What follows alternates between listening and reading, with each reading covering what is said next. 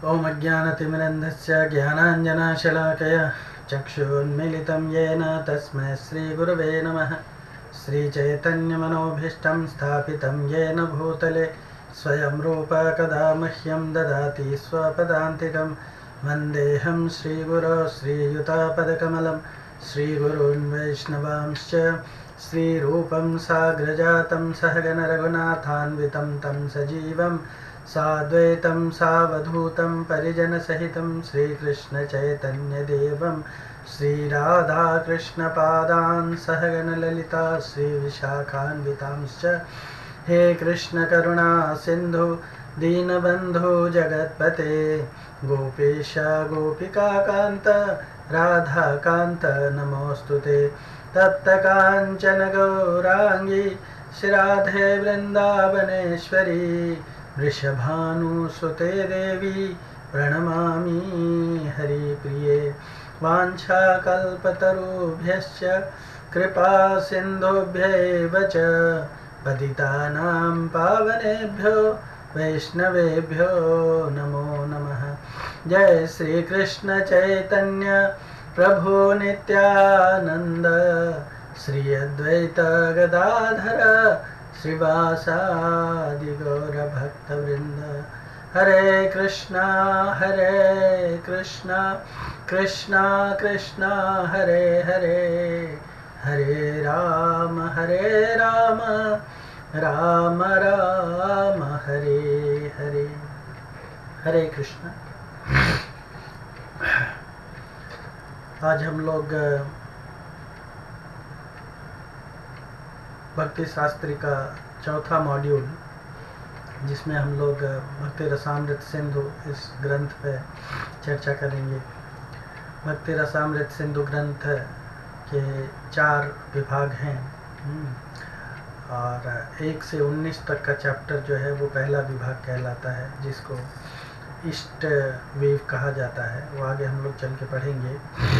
तो हम लोगों को केवल इस पुस्तक में 19 चैप्टर पढ़ने हैं, हाँ, हमारे भक्ति शास्त्री के इस मॉड्यूल के लिए।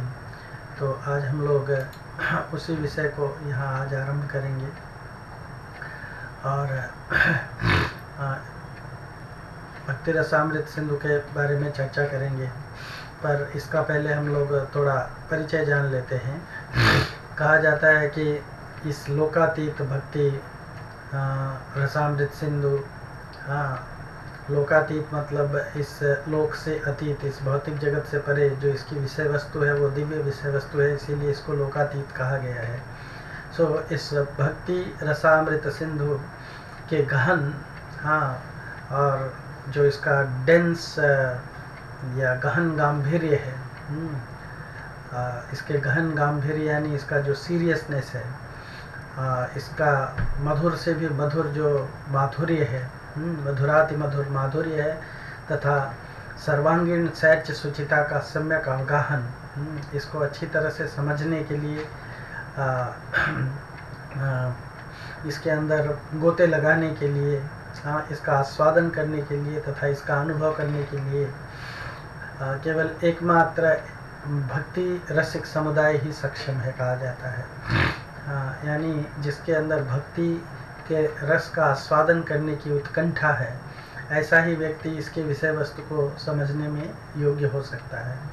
या ऐसे व्यक्ति जिनको महत्पद रज अभिषिक्त, हाँ, प्राप्त हुआ है, यानी ऐसे लोगों को जिनके ऊपर श्रेष्ठ वैष्णवों की कृपा प्राप्त है, श्रेष्ठ भक्तों की कृपा प्राप्त है, हाँ, तो जिन्होंने उनके चरण कमलों का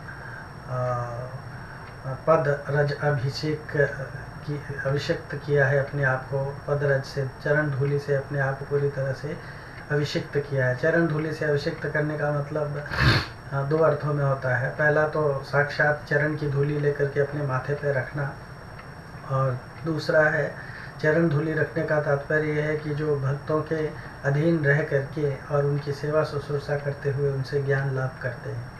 तो ऐसे व्यक्ति ही इसके सारस्य, हाँ, इसको अच्छी तरह से इसका रस के साथ में आस्वादन करने का सौभाग्य प्राप्त कर सकते हैं। तो भक्ति रसामृत का विषय वस्तु यद्यपि सुनने में, देखने में, पढ़ने में बड़ा आसान लग सकता है, लेकिन इसको समझने के लिए, इसके अंदर गोते लगाने के लिए, इसके माधुर्य, इसके गंभीर्य को जानने के लिए, समझने के लिए कुछ क्वालिफिकेशंस लगेंगे। और वो क्वालिफिकेशन यहाँ पे बताया गया है कि जो भक्ति रसिक समुदाय है, या जो भक्ति रसिक भक्त हैं, ऐसे ही रसिक भक्त ही इस सब्जेक्ट मैटर को समझ सकते हैं। कहा जाता है कि प्राचीन आचार्यों में श्रीधर स्वामी, बोपदेव, हेमाद्री, सुदेव, भगवन नाम कौमुदीकार आदि ने भक्ति की रसतापत्ति की बात अवश्य कही। यानी भक्ति के रस के बारे में उन्होंने इसके चर्चा जरूर की है ना, किंतु किसी ने भी भक्ति रस के संबंध में विस्तृत आलोचना नहीं कर पाई है, क्योंकि ये भक्ति रस जो है ये एक्चुअली एक ऐसा रस है, जिसका विवेचन करना हर एक के बस की बात नहीं है। केवल भगवान श्री चैतन्य महाप्रभु की कृपा पात्र एकमात्र श्रीमन महाप्रभु शिक्षा अनुसार श्रीला रूप गोस्वामी ने भक्ति रसामृत सिंधु तथा उज्ज्वल नीलमणि, जो इसका उच्च वर्शन है या उच्च क्या कहते हैं वो सब्जेक्ट मैटर है, और श्रीला जीव गोस्वामी ने ये दोनों ग्रंथों की टीकाओं में, दुर्गम संगमनी टीका में तथा अपने प्रीति संदर्भ में भक्ति रस के संबंध में विज्ञान सम्मत भाव से विस्तृत आलोचना कर भक्ति को रस रूप में प्रतिष्ठित किया है। इसलिए समस्त वैष्णव आचार्यों में वे भक्ति रस के आदि या मूल प्रस्थापनाचार्य कहलाते हैं। भक्ति रस में इस भक्ति रसामृत सिंधु में जो संस्कृत श्लोक है, जिसको रूप गोस्वामी जी ने कंपोज किया है, वो भक्ति तरंग में बताया गया है कि उसकी संख्या 2129 श्लोक है। 2029 श्लोक है। तो इस तरह से भक्ति रसामृत सिंधु एक ऐसा विषय है, जिसको समझ पाना इतना आसान नहीं कह सकते हैं। इसको समझने के लिए कुछ क्वालिफिकेशंस लगते हैं, और मुझे आशा है कि हम सबके पास में ये क्वालिफिकेशन है, जिसके कारण हम लोग इसको समझने का प्रयत्न कर सकते हैं। इसको समझने के लिए प्रभुपाद जी ने इसके प्रस्तावना में, इसके जो आमुख है, प्रीफेस कहते हैं जिसको, इसके प्रीफेस में दो बातें बताई हैं। दो बातों में इस भक्ति रसामृत सिंधु के इतिहास के बारे में बताया है, और फिर भक्ति रसामृत सिंधु के उद्देश्य क्या हैं। भक्ति रसामृत के सिंधु के 6 उद्देश्य हैं, तो उस 6 उद्देश्य की चर्चा प्रभुपाद जी ने इसके आमुख या प्रीफेस में किया हुआ है। तो इसके इतिहास में श्रील रूप गोस्वामी का स्थान बताया है। फिर उसके बाद में भक्ति रसामृत के सिंधु का इतिहास जो है, उसके बारे में चर्चा किया है। तो वो हम लोग जानने का प्रयत्न करते हैं कि श्रील प्रभुपाद जी ने इसके बारे में क्या क्या बताया है। कहते हैं कि श्रील रूप गोस्वामी का स्थान जो है वो वृंदावन के 6 गोस्वामियों में से एक है। भगवान श्री चैतन्य महाप्रभु के अनुयायी जो वृंदावन के 6 गोस्वामी वृंद थे, वंदे रूप सनातन और भयुगो श्री जीव गोपाल कौ। ये जो 6 गोस्वामी गण थे, रूप गोस्वामी, सनातन गोस्वामी, रघुनाथ गोस्वामी, रघुनाथ भट्ट गोस्वामी, और गोपाल भट्ट गोस्वामी, जीव गोस्वामी, ये जो गोस्वामी गण थे, इनको जो स्थान प्राप्त था, तो उसमें से हम लोग रूप गोस्वामी जो थे, सनातन गोस्वामी के छोटे भाई रूप गोस्वामी, हम उनके अनुयायी हैं। और रूप गोस्वामी एक में श्री कृष्ण आश्रित और कृष्ण से संबंध रखने वाले थे। अब ऑफ कोर्स उनके बारे में बहुत कुछ बताया गया है। उनके बारे में बहुत कुछ बताया गया है। तो ये हम थोड़ा सा जानने की कोशिश करते हैं कि उनके बारे में क्या क्या कहा गया है। तो रूप गोस्वामी को रूपानुगा कहा जाता है। हाँ,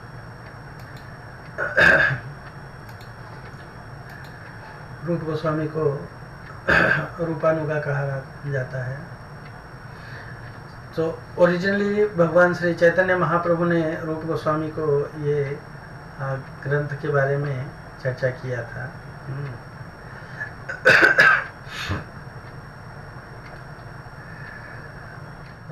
भगवान श्री चैतन्य महाप्रभु के डायरेक्ट डिसाइपल गौड़िया ब्रह्म मध्य गौड़िया संप्रदाय के आचार्य और भक्ति रसामृत सिंधु या शुद्ध भक्ति प्योर डिवोशनल सर्विस की जो क्रियाकलाप हैं उसको उन्होंने उपदेशामृत और भक्ति रसामृत सिंधु इस ग्रंथ में उन्होंने आलोचना किया है, इसको वर्णन किया है। और भगवान श्री चैतन्य महाप्रभु के मिशन को समझने के लिए उनके इंस्ट्रक्शन को हमको अच्छी तरह से फॉलो करना चाहिए। तो रूप गोस्वामी भक्ति रसामृत सिंधु भगवान श्री चैतन्य महाप्रभु के आदेश के अनुसार प्रकट करते हैं। श्रील रूप गोस्वामी 10 दिनों तक दशाश्वमेध घाट इलाहाबाद में या प्रयाग में दशाश्वमेध घाट पर भगवान श्री चैतन्य महाप्रभु से 10 दिन तक इस ग्रंथ की विषय वस्तु को सुना था और महाप्रभु के इंस्ट्रक्शन से इन्होंने इसको लिपिबद्ध करके इन पुस्तकों में प्रकाशित किया। और रूप गोस्वामी ने इसको 1545 ईस्वी में इस ग्रंथ का रचना किया था। 1545 ईस्वी के अंदर। कुछ लोग कहते हैं कि इसको 1541 ईस्वी में प्रेजेंट किया था। और श्रील रूप गोस्वामी ने श्रील रूप प्रभुपाद ने इसका समरी स्टडी जो है 1970 में नेक्टर ऑफ डिवोशन के नाम से प्रकाशित किया। और हम जो लोग गौड़िया संप्रदाय के अंतर्गत आते हैं वो लोग सब लोग रूप गोस्वामी के फॉलोअर कहलाते हैं। सो रूप गोस्वामी एक्चुअली चैतन्य चरितामृत में कहा गया है कि वृंदावनीयम रसकेली वार्ताम काले न लुप्तम निज शक्ति उत्कह संचार्य रूपे वेतनो पुनः सह प्रभुर विधौ प्राक इव लोक सृष्टि। वृंदावन की जो रसकेली वार्ता थी उस रसकेली वार्ता को जो है वो काल के प्रभाव से लुप्त हो गए। काल के प्रभाव से लुप्त हो गए। भगवान श्री चैतन्य महाप्रभु को लीला करके आज 525-30 वर्ष हो रहे हैं। भगवान श्री चैतन्य महाप्रभु के लीला समापन के बाद में ये लीला जो है 400 वर्षों तक इस धरातल के पटल से लुप्त रही। इस धरातल के पटल से लुप्त रही। पर इस लीला को उजागर करने के लिए रूप गोस्वामी, सनातन गोस्वामी, जीव गोस्वामी इत्यादि गोस्वामियों ने इसको अच्छी तरह से भगवान की शिक्षाओं को लिपिबद्ध करके रखा था। चैतन्य चरितामृत के रचयिता कृष्णदास कविराज गोस्वामी, वृंदावन दास ठाकुर जो चैतन्य भागवत के रचयिता हैं, लोचन दास ठाकुर जो चैतन्य मंगल के रचयिता हैं, उन्होंने इन सबको लिपिबद्ध करके रखा था, जिसको बाद में हमारे 7वें गोस्वामी भक्ति विनोद ठाकुर ने 400 वर्षों के बाद में इसको पुनर्जीवित किया और आज हम भक्ति विनोद ठाकुर जी की कृपा से इसको समझ पाते हैं, देख पाते हैं। तो भी कहा है कि वृंदावन की जो रसकेली वार्ता है, यद्यपि रसकेली वार्ता मतलब भगवान की जो रस भरी लीलाएं हैं, उन लीलाओं को वो काल के प्रभाव से लुप्त हो गए थे। तो भगवान श्री चैतन्य महाप्रभु ने 500 वर्ष पहले, 525 वर्ष पहले रूप गोस्वामी को पुनः वो सारी लीलाएं जो है ये दशाश्वमेध घाट पे,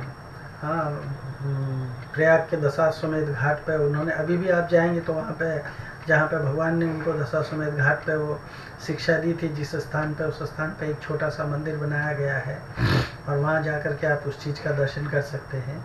तो जिस तरह से भगवान ने ब्रह्मा को सृष्टि के आरंभ में इस ज्ञान को दिया था, उसी तरह से भगवान श्री चैतन्य महाप्रभु ने ये ज्ञान जो है रूप गोस्वामी को संचारित किया था, रूप गोस्वामी को दिया था। हाँ, इसलिए कहते हैं कि चैतन्य श्री चैतन्य मनोभीष्टम स्थापितम येन भूतले स्वयं रूप कदा मह्यम ददाति स्वपदांतिकम, है ना। तो चैतन्य रूप गोस्वामी को जब हम प्रणीति करते हैं, प्रणीति मंत्र उनका है कि चैतन्य श्री चैतन्य मन अभीष्टम स्थापितम येन भूतले, भगवान श्री चैतन्य की जो मनोकामना थी, हाँ, जो मन अभिष्ट था, उसको इस भूतल पर स्थापित करने वाले रूप गोस्वामी के चरण कमल में हम बार बार प्रणाम करते हैं। तो भगवान श्री चैतन्य महाप्रभु ने रूप गोस्वामी को और ऑफ कोर्स दशाश्वमेध घाट वाराणसी में सनातन गोस्वामी को ये शिक्षा दी थी। तो ये शिक्षा में भगवान ने क्या क्या बताया था उनको? कृष्ण तत्व, भक्ति तत्व, रस तत्व, प्रांत सब सिखाइल प्रभु भागवत सिद्धांत। सो भगवान ने कृष्ण तत्व की चर्चा की थी, भक्ति तत्व की चर्चा की थी और रस तत्व की चर्चा की थी। प्रांत मतलब उसका पूरा फुल डिटेल में, उसका जो अंतिम शिखर है, हाँ, उस तक अंतिम छोर जो है, वहाँ तक उन्होंने कृष्ण तत्व, भक्ति तत्व, रस तत्व उनको सिखाया था। और जो भागवत ग्रंथ के जितने भी सिद्धांत हैं, उन सारे सिद्धांतों को उनको सिखाया था। और फिर रामानंद पासे यत सिद्धांत सुनीला, रूपे कृपा करिता सब संचारीला। और रामानंद राय के पास से भगवान ने कोऊर में गोदावरी के तट पे जो उन्होंने वहाँ पे उनके साथ में वार्तालाप किया था। ऑफ कोर्स वो वार्तालाप चैतन्य चरितामृत में बहुत अच्छी तरह से प्रकाशित है, हाँ, जिसमें भगवान ने कृष्ण भक्ति तत्व जो है उसको बड़े डिटेल में प्रकाशित किया है। तो वो जितना सारा सिद्धांत रामानंद के पास से जो सारा सिद्धांत भक्ति तत्व को लेकर के भगवान ने सुना था, वो सब रूप गोस्वामी को सुना दिया, सब रूप गोस्वामी को बता दिया। रूपे श्री रूप हृदय प्रभु शक्ति संचारीला, सर्व तत्व निरूपणे प्रवीण करीला। और भगवान ने श्रील रूप गोस्वामी सनातन गोस्वामी के हृदय में वो सारी शक्ति का संचार कर दिया, जिससे कि ये भक्ति से संबंधित जितने तत्व हैं, कृष्ण तत्व, रस तत्व, हाँ, शक्ति तत्व, हाँ, कृष्ण तत्व, रस तत्व,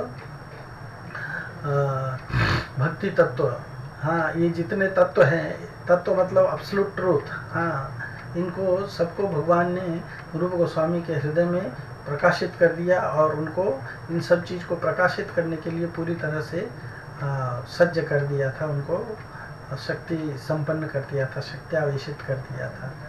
सो भगवान की उस कृपा के आधार पे श्री चैतन्य श्रील रूप गोस्वामी जी ने अनेक ग्रंथों की रचना की, जिसमें भक्ति रसामृत सिंधु, विदग्ध माधव नाटक, ललित माधव नाटक, हंस दूत, उद्धव संदेश, कृष्ण जन्म, हाँ, उसके बाद में वो, हाँ, दान केली कौमुदी, उज्ज्वल नीलमणि, आख्यात चंद्रिका, मथुरा महिमा, पद्यावली, नाटक चंद्रिका, लघु भागवतामृत, राधा कृष्ण गणोदेश दीपिका, उपदेशामृत, ये सब उन्होंने सब इतने सारे ग्रंथ उन्होंने लिख डाले थे। ऑलमोस्ट 15-18 ग्रंथ उन्होंने रचना की। किसके लिए? हम सब भक्तों के लिए, जिससे कि हम सब ये अच्छी तरह से पढ़ करके और भक्ति तत्व, कृष्ण तत्व इत्यादि को हम अच्छी तरह से समझ सकें, भागवत के सिद्धांत को समझ सकें।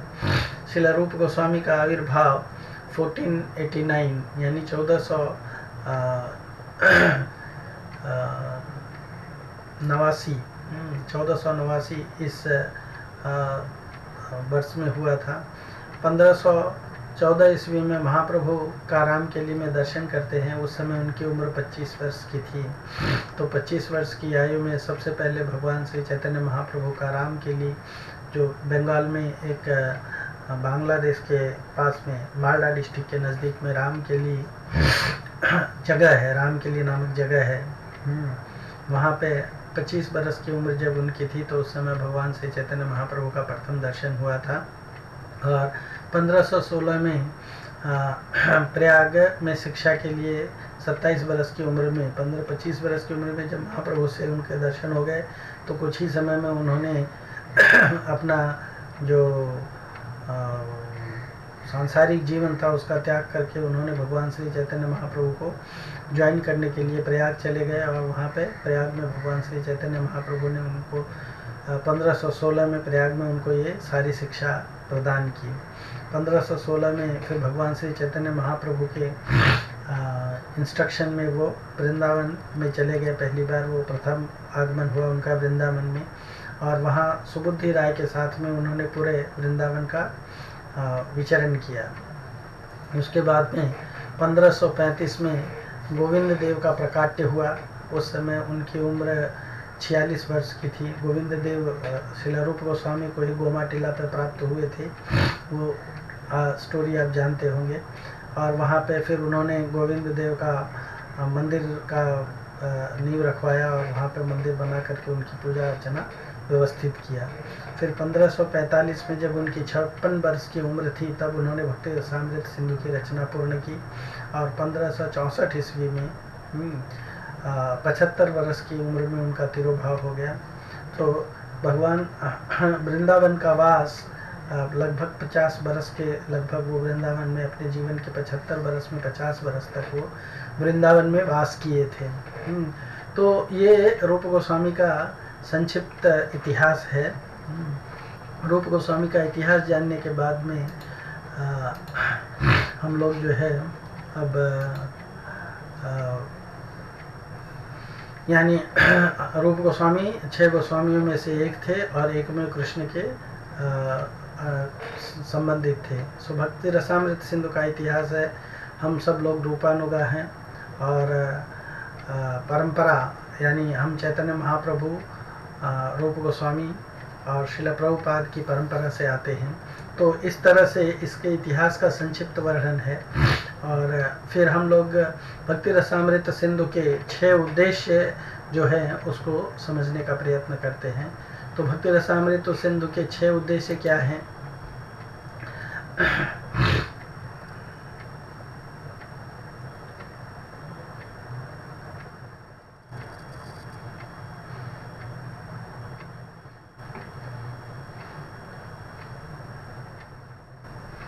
यही भक्ति रसामृत सिंधु का भक्ति समरी स्टडी या संक्षिप्त अध्ययन जिसको कह सकते हैं, उसके संक्षिप्त अध्ययन के रूप में नेक्टर ऑफ डिवोशन नाम से श्रील प्रभुपाद ने इसी भक्ति रसामृत सिंधु ग्रंथ का विस्तृत व्याख्या किया है।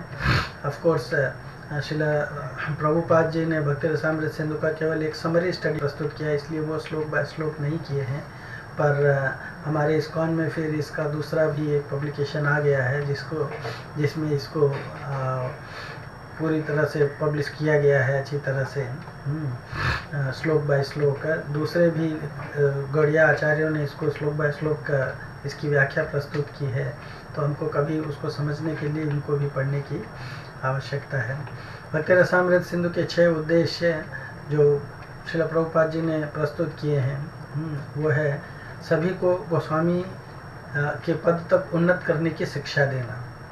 सो गोस्वामी के पद तक उन्नत करना मतलब क्या होता है कि हर एक व्यक्ति भक्ति रसामृत सिंधु की शिक्षा को प्राप्त करके अपने आप को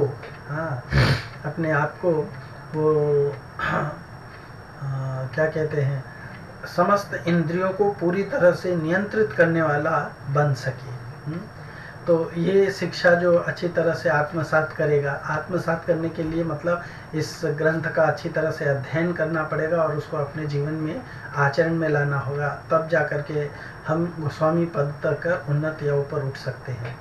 फिर दूसरा उद्देश्य इसका ये है भक्ति रस या दिव्य रस तथा सांसारिक रस या जड़ रस में भेद को समझाना। ये दोनों में यानी दिव्य रस और जड़ रस या भक्ति रस और सांसारिक रस में क्या डिफरेंस है, क्या भेद है, उसको समझाना इस ग्रंथ का उद्देश्य है। फिर भौतिक जगत में रहते हुए भी भक्ति करने का व्यवहारिक ज्ञान प्रदान करना इस भक्ति रसामृत सिंधु का उद्देश्य है। और 5 प्रमुख रसों में निहित वास्तविक प्रेम को उद्दीप्त करना है। तो ये 12 रस हैं टोटल। टोटल 12 रस हैं। 12 रसों में 5 मुख्य रस कहलाते हैं और 5 गौण रस 7 गौण रस कहलाते हैं। तो 5 मुख्य रस क्या है? दास्य रस, सख्य रस, शांत रस, दास्य रस, सख्य रस, वात्सल्य रस और माधुर्य रस। तो इन रसों के बारे में हम आगे चल करके और विस्तार से जानने का प्रयत्न करेंगे।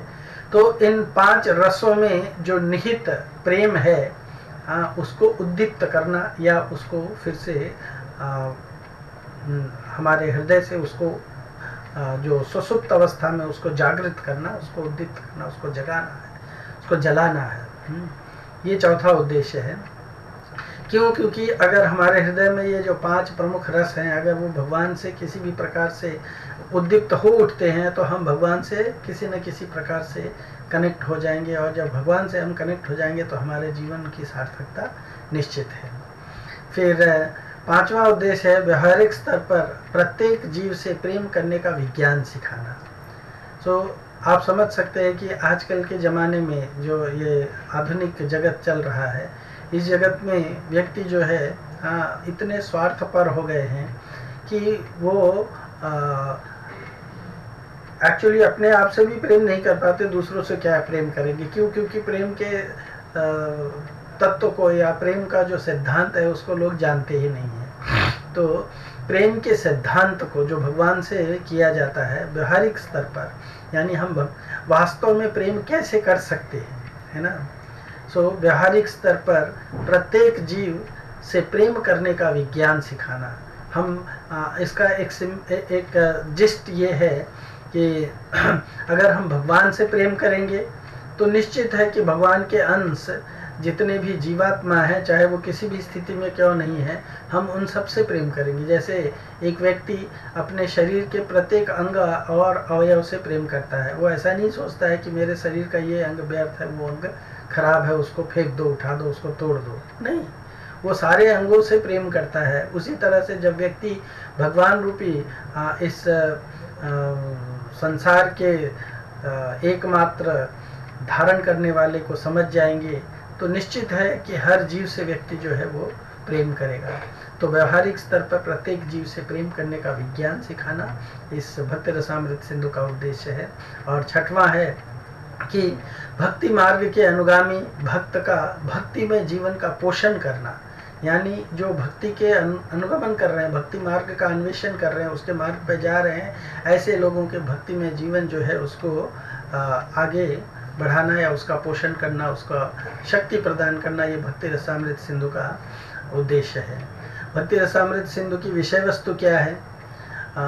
भक्ति रसामृत सिंधु की विषय वस्तु श्रील प्रभुपाद भक्ति को प्रीतिपूर्वक सेवा बताते हैं और सेवा के महत्व पर जोर देते हैं, क्योंकि सेवा न केवल एक उत्तेजक अनुभव है।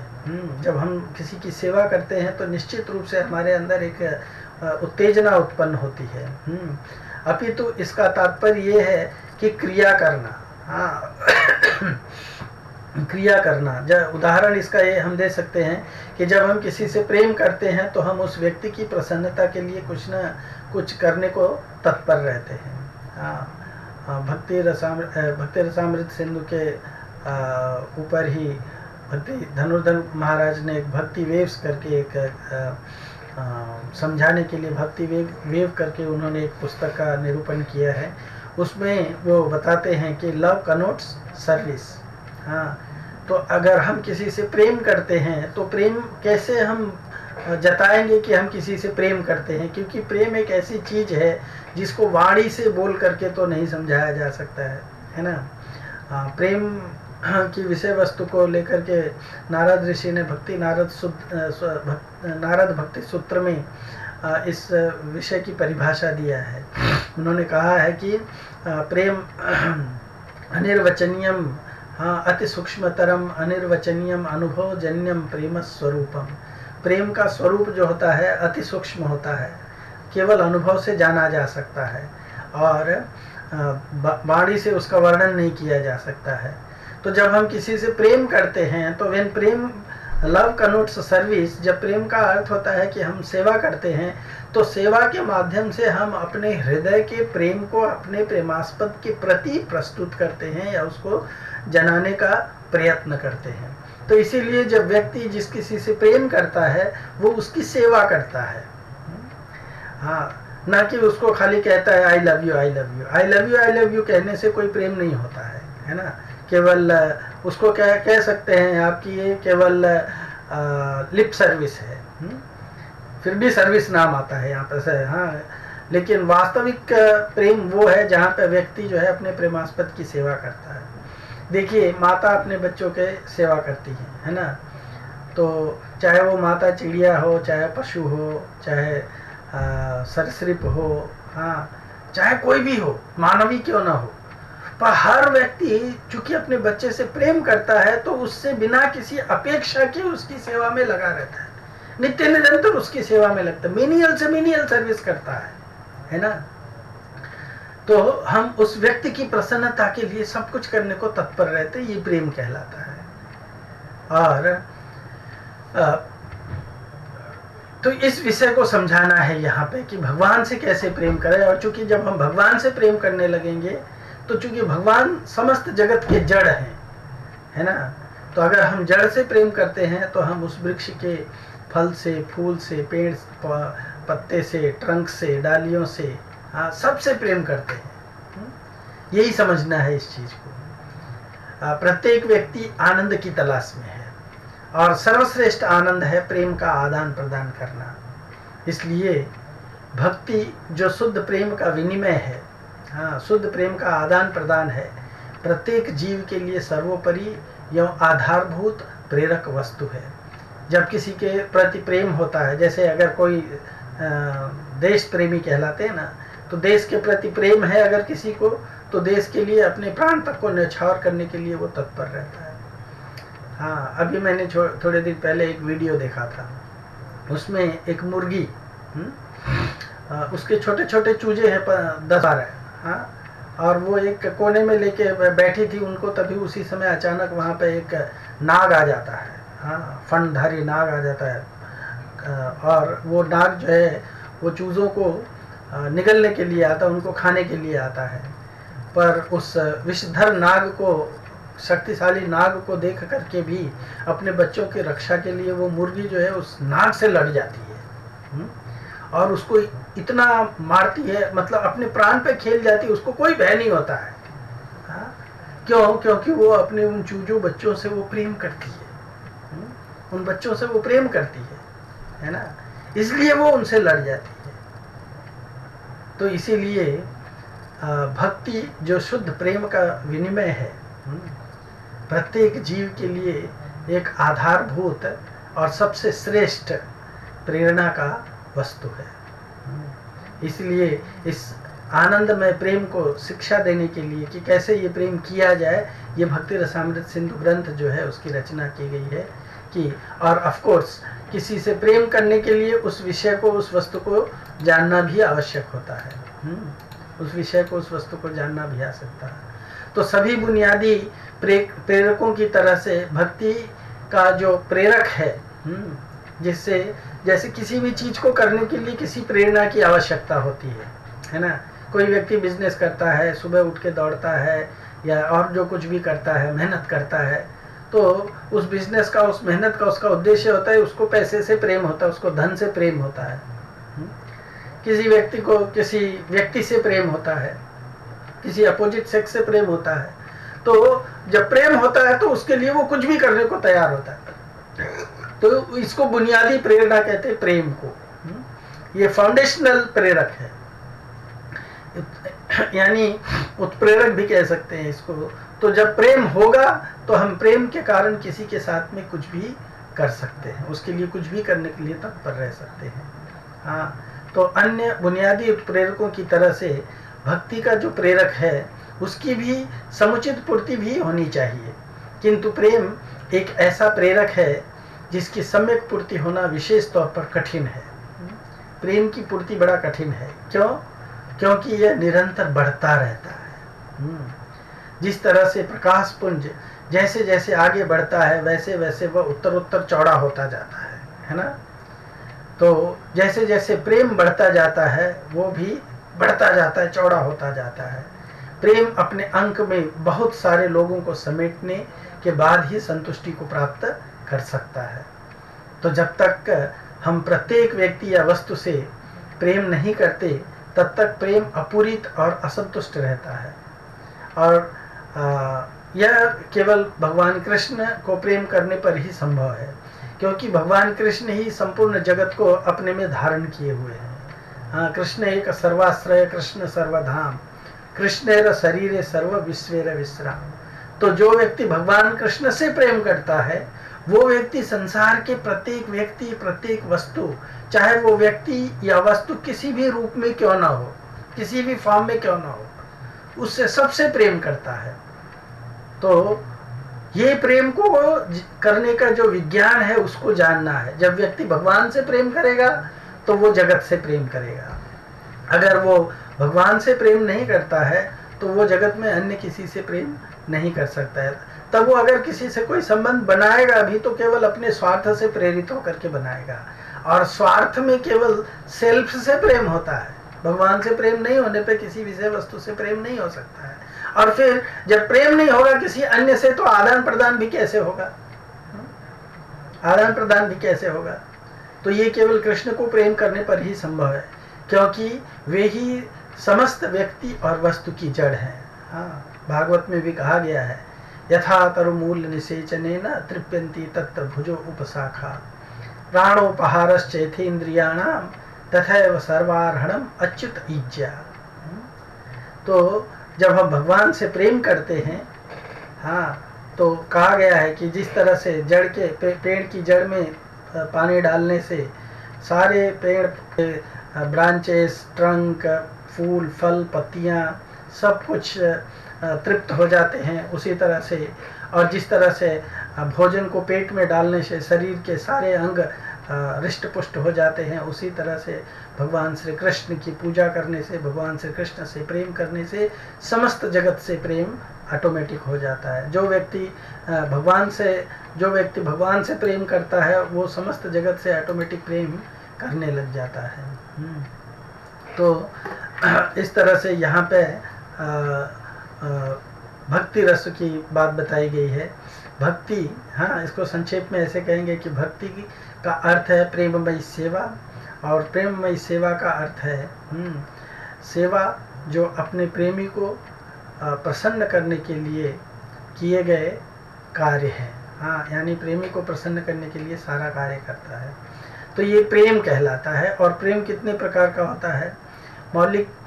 मौलिक स्तर पर परिवार, समाज और मानवता से हम प्रेम करते हैं, ये सांसारिक स्तर पे है, या मोरालिटी के स्तर पे कह सकते हैं। तो दूसरा है प्रेम मौलिक स्तर पर परिवार, समाज, मानवता से होता है। एक ऐसा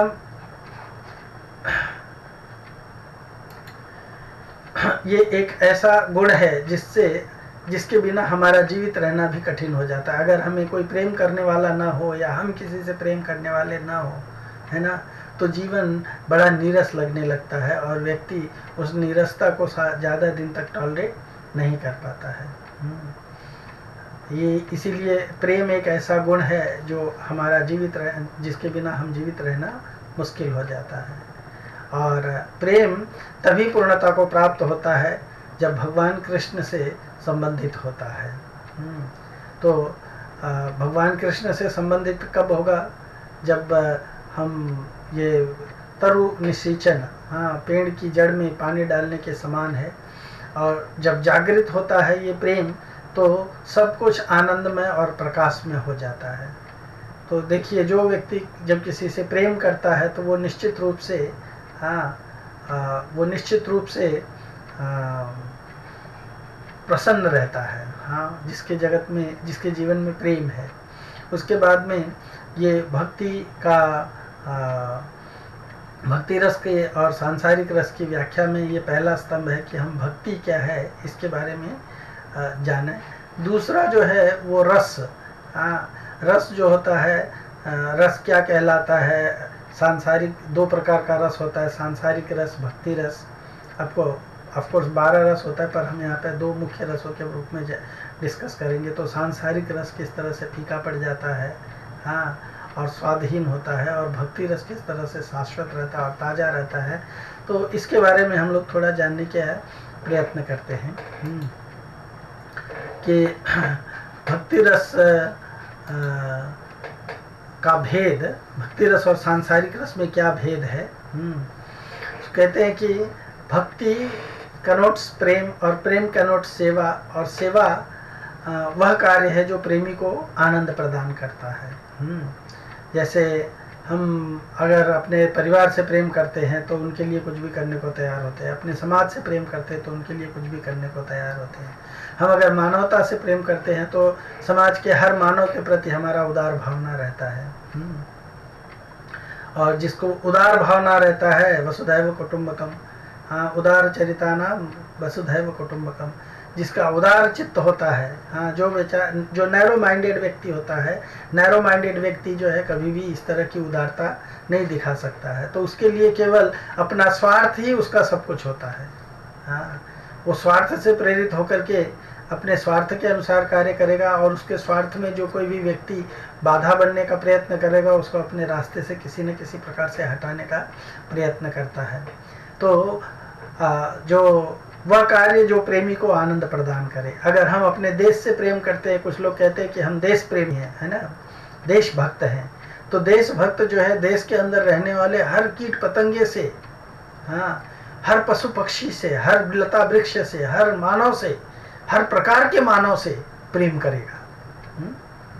वो ये नहीं कहेगा कि ये फालतू चीज़ है और ये अलग चीज़ है, वो इसको कंपार्टमेंटलाइज नहीं करेगा। हाँ, राइट। तो ये भक्ति रस और सांसारिक रस जो है इसको समझने का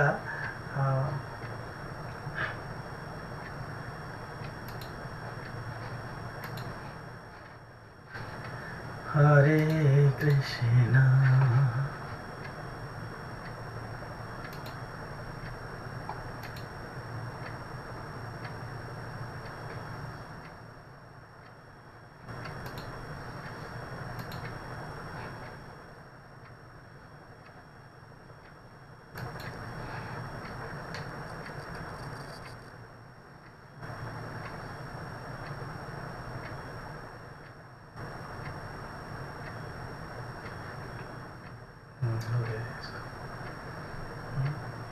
तो रस प्रभुपाद जी कहते हैं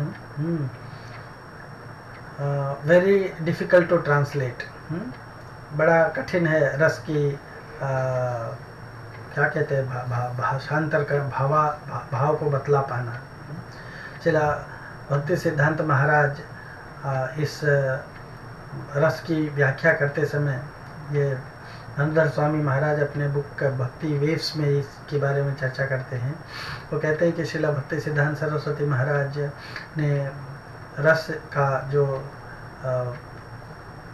क्या कहते हैं ट्रांसलेशन है, जो इसकी भावांतर है, उसको भाव के रूप में किया है, या भाव या मेलो। हाँ, और श्रीला प्रभुपाद उन्हीं के चरण चिन्हों का अनुसरण करते हुए कहते हैं कि द वर्ड रस जो भक्ति रसामृत सिंधु में यूज़ किया गया है, उसको समझना चाहिए। हाँ, कि ये इस तरह का भाव प्राप्त करना बड़ा पर्सन, वो कहते हैं कि is understood by different persons differently because the exact English equivalent is very difficult to find. तो ये जो रस शब्द है इसको बहुत सारे लोग जो है बहुत अलग अलग तरीके से जानते हैं। रस का जो क्या कहते हैं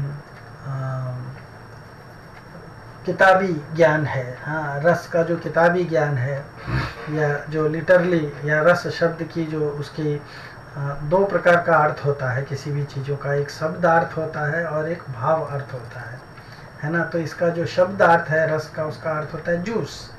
हाँ, शब्द अर्थ कहते हैं ना कि आम रस, है ना, नींबू रस, तो रस का अर्थ होता है जूस। हाँ, या उसका जो एग्जैक्ट पर कॉन्टेक्चुअल मीनिंग जो है उसका, जो उसका रेफरेंस के साथ उसका जो अर्थ है, उसका मतलब होता है भाव, या जो जैसे मेलो मेलो कहते हैं, है ना। तो मेलो का अर्थ क्या होता है, जैसे कोई मेलो मतलब भाव जो है, आम रस कहा हमने, तो आम का रस का मतलब क्या हो गया, जब आम पक जाता है, और जब आम पक जाता है तो उसका जो पूर्ण उन्नत स्वाद है, उसको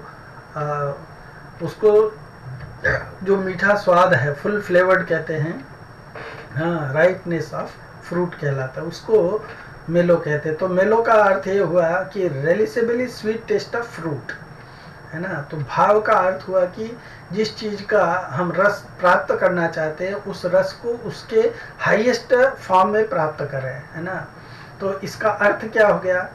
और जहाँ पे टेस्ट की बात आती है, हाँ, तो हम लोग उसको जूस की बात करते हैं। जैसे करेले का भी रस होता है और आम का भी रस होता है, तो आप कौन सा रस पसंद करते हैं।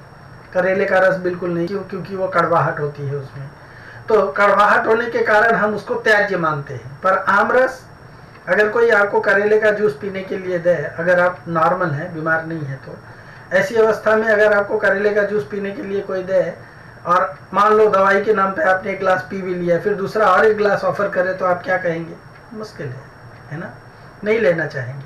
पर अगर पका हुआ दशहरी आम का अगर आपको रस दिया जाता है, तो उस आम को रस को आप और मांगेंगे और चाहेंगे। तो मेलो या भाव एक ऐसी चीज होती, रस एक ऐसा चीज होता है, रस का अर्थ संबंध भी होता है। तो एक ऐसा चीज होता है, ऐसा संबंध, जिसके संबंध से हमें कुछ आनंद प्राप्त होता है। तो हम जब आनंद प्राप्त होता है उस संबंध से, तो हम उससे जुड़ना चाहते हैं, है ना। और जिस संबंध से हमको आनंद प्रदान नहीं होता है, जिससे हमको कड़वाहट मिलती है, तो हम उससे दूर जाना चाहते हैं, है ना। सो आनंद, ये संबंध, मेलो यानी रस का अर्थ संबंध भी होता है। तो रिलेशनशिप जो है, उसको संबंध जो है उसको एक मान लीजिए एक फल से हम तुलना करते हैं।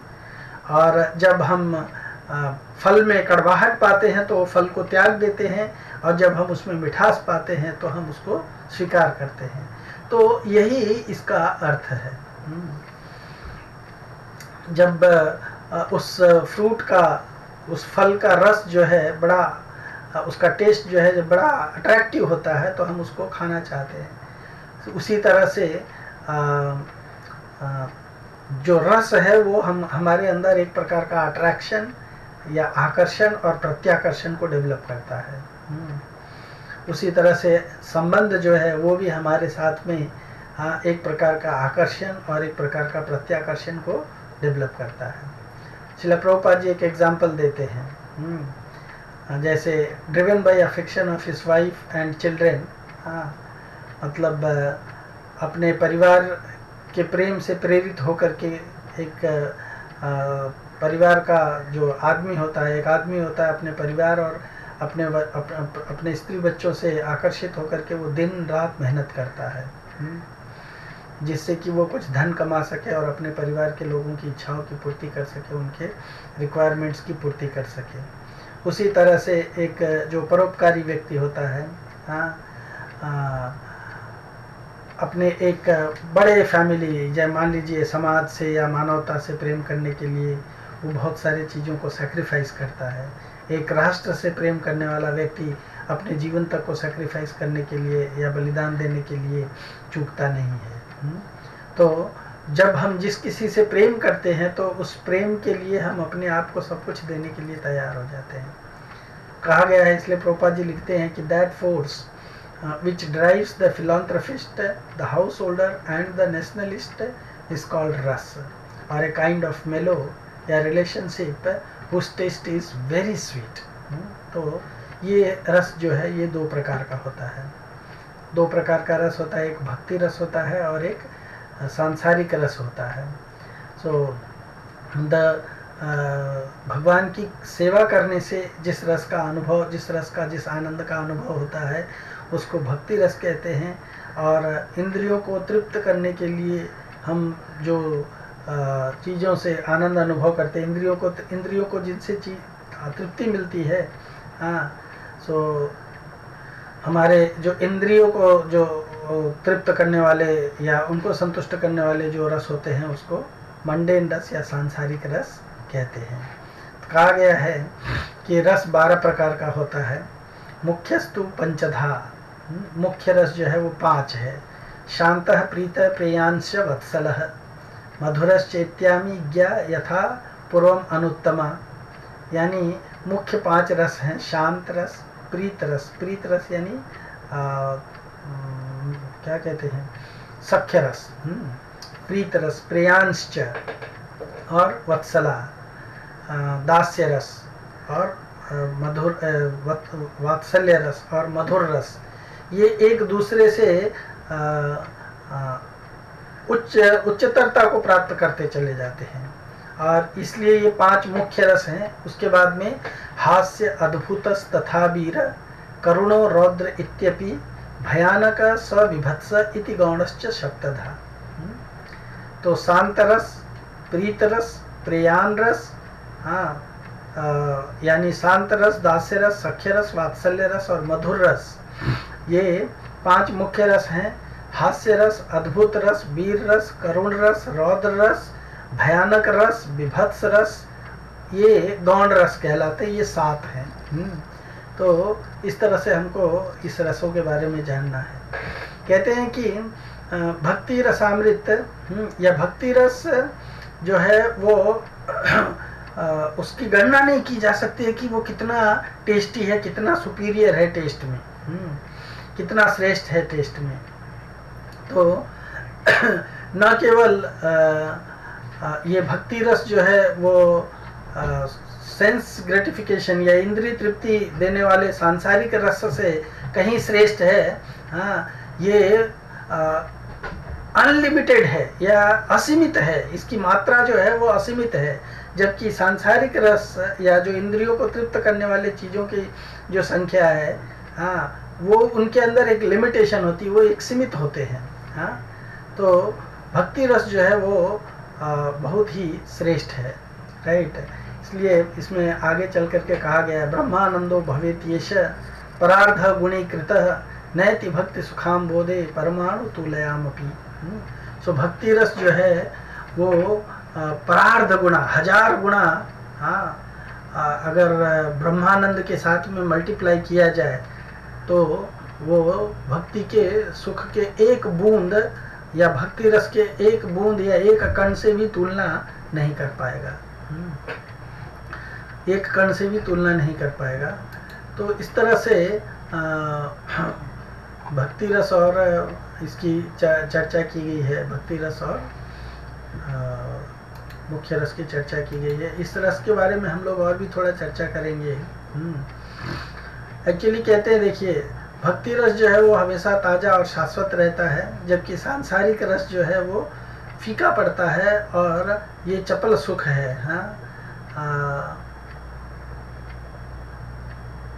दोलित होता रहता है, दोलित होता रहता है, मतलब ये पेंडुलम की तरह से घूमता रहता है। कभी मतलब उसके प्रति आकर्षण होता है, फिर उसके प्रति प्रत्याकर्षण होता है, डिस्ट्रक्शन हो जाता है, और कभी वो स्वाद देता है, कभी वही चीज़ स्वादहीन हो जाता है, तो उसको भोग और त्याग कहते हैं।